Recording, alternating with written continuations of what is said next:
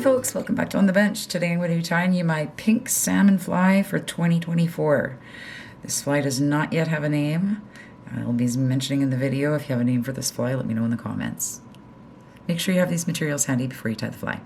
For hook, I'm using the Saltwater Series Partridge of Redditch Sea Streamer in size 6. For lead, I'm using 0.6mm lead wire by Semperfli. For thread, I'm using pink 6.0 Classic Waxed by Semperfli. For the bead, I'm using a silver cone head in the size small. For the tail, body, the wing, I'm using this Flashaboo accent, and the color is pink over pearl. And for the collar, I'm using Straggle String in fluorescent pink by Semperfli.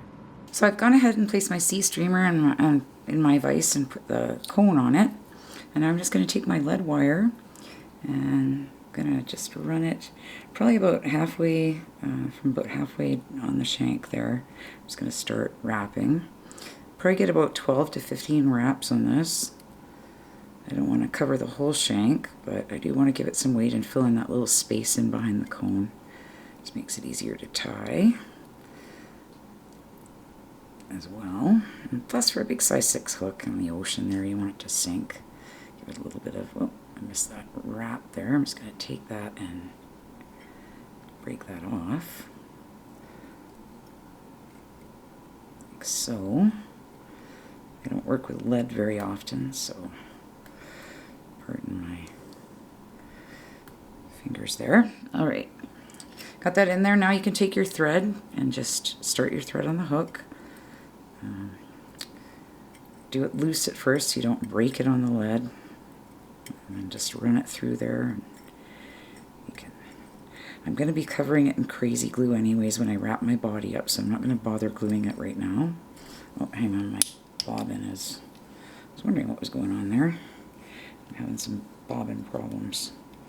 My thread was wrapped around it. There we go. I almost broke my own thread.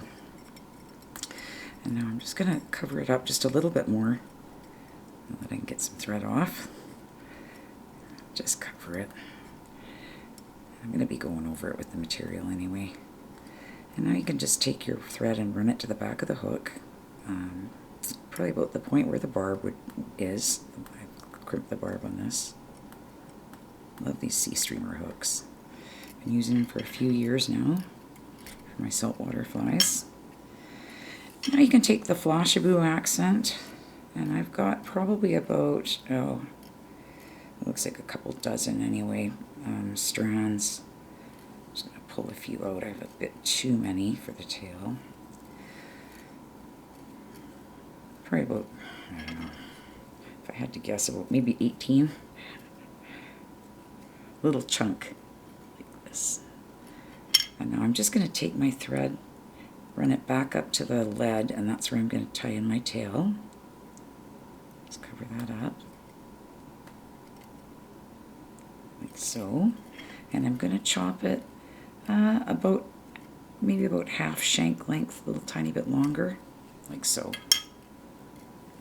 Put that aside for now, because I'm going to be using that chunk again. Now I'm going to take another chunk, and it's only about 6 pieces this time, so about half the amount. I don't want my body to be that thick.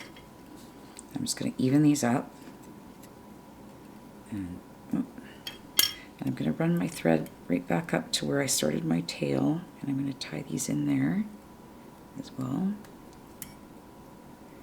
And now I'm going to just tuck those off to the side for a second and take my brushable crazy glue after I run my thread right back up to the front.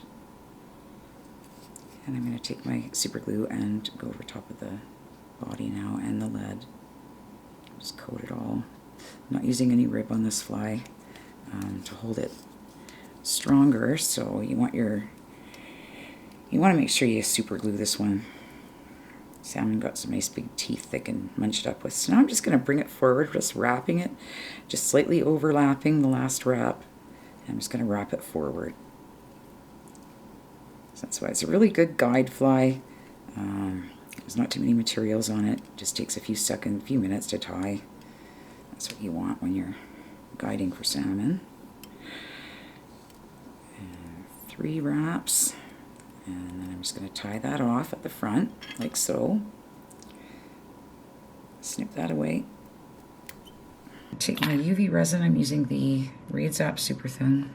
Use any UV resin of your choice. This is the only one I work with. I'm allergic to resins, but this one I can handle for a few minutes inside, as long as I have a fan blowing it away from me. That, and then take your UV light, give it a quick cure. I'm using the Reed Zap light as well. If you don't know that UV resins all cure at a different light strength, so make sure your light is right for your resin, whatever you're using. And now I'm just going to take my chunk for the tail. I'm going to divide it in half. So I've got about the same amount. I'm going to have the same amount when I'm done bringing it back. Hang on, I'm just going to even it up. I don't like to have it uneven doing this part. Okay, so I'm going to make sure you have some forward, like so. So I just got a little chunk. And then I'm just going to go over top of it a couple of times, and then just fold it backwards and go over top of it. So it lays down. It sticks up a little bit too, and it'll lay down in a second. And then I'm just going to snip these all together.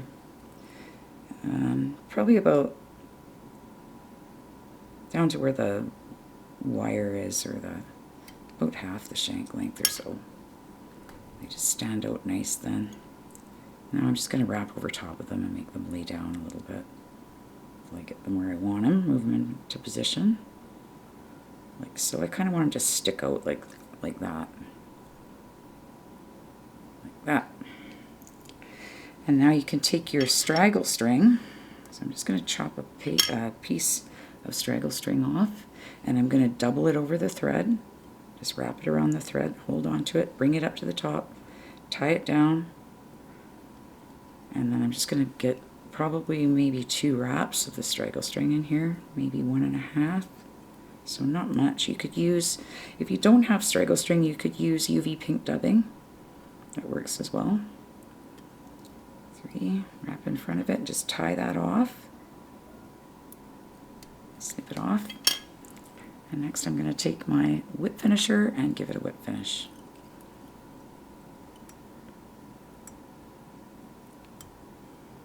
I like to do 2, so I'm just going to